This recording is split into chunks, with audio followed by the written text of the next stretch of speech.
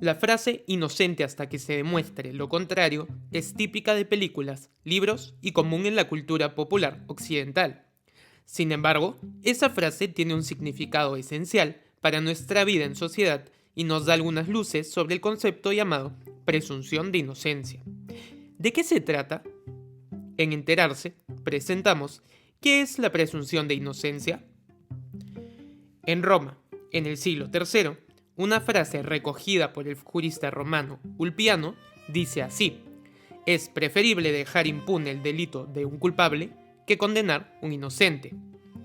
Ya desde el 200 después de Cristo nos introducía una idea importantísima. El condenar a un inocente era un hecho posible y además no deseable. Nos daba a entender que la administración de justicia se puede equivocar.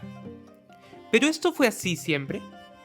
Retrocedamos mucho más, al año 1700 a.C.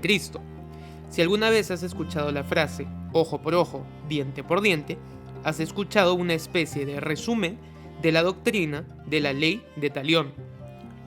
Se trata de un tipo de justicia retributiva, pero que además tiene algunos de sus ejemplos más tempranos en la Babilonia reinada por el rey Hammurabi, quien hizo una recopilación de 282 reglas o leyes que se plasmaron en una o quizás más estelas.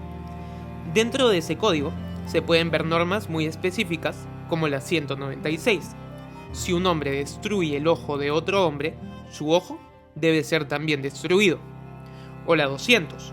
Si un hombre tumba el diente de otro hombre de su mismo rango, su diente deberá ser tumbado. Así, pese a ser un código que puede sonar primitivo y de contener ciertas creencias y tratamientos propios de la época, no trata a todas las personas por igual y habla de hechizos, por ejemplo, establecía límites claros para responder ante una agresión. Es decir, si alguien dañaba a otro, no es que la violencia en respuesta era ilimitada o que el afectado podía acabar con la vida de su agresor o agredir a su familia, sino que debía haber una cierta proporcionalidad a la retribución por el daño. Un ojo por un ojo, un diente por un diente, aunque hay casos más especiales que veremos en otro video.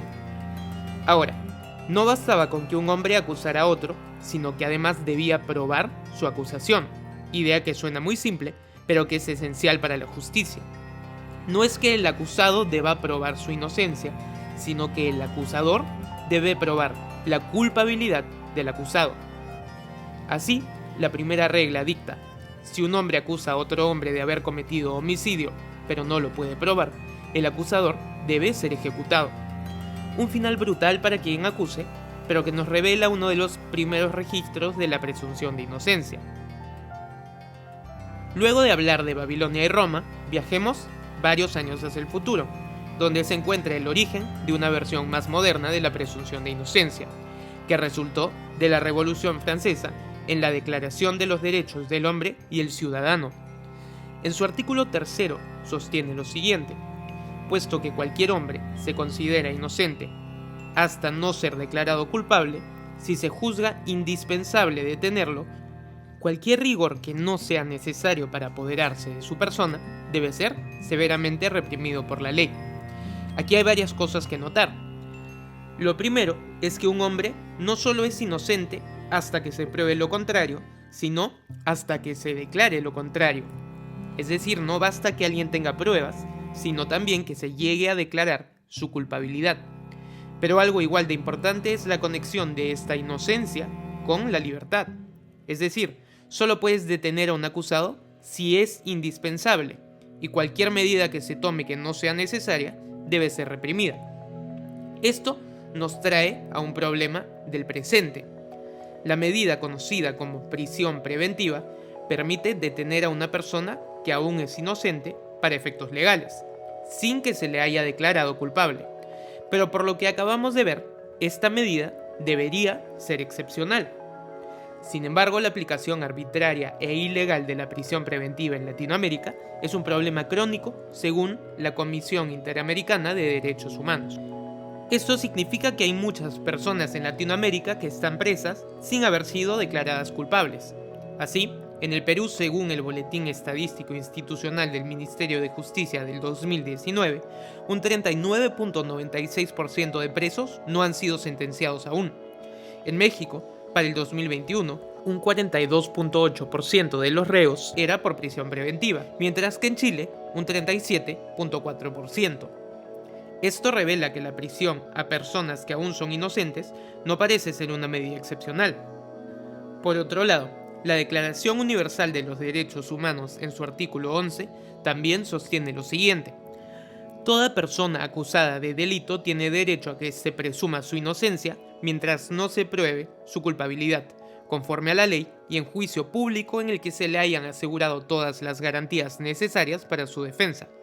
Es decir, no solo se presume la inocencia hasta que la culpabilidad se pruebe, sino que debe ser en un juicio conforme a ley y con garantías para que la persona se defienda. Por lo tanto, la presunción de inocencia está ligada con el derecho de defensa, el derecho al debido proceso, principio de legalidad y otros. En simple, la presunción de inocencia es un derecho humano y una garantía compleja que comprende varias cosas. Primero, que toda persona es inocente.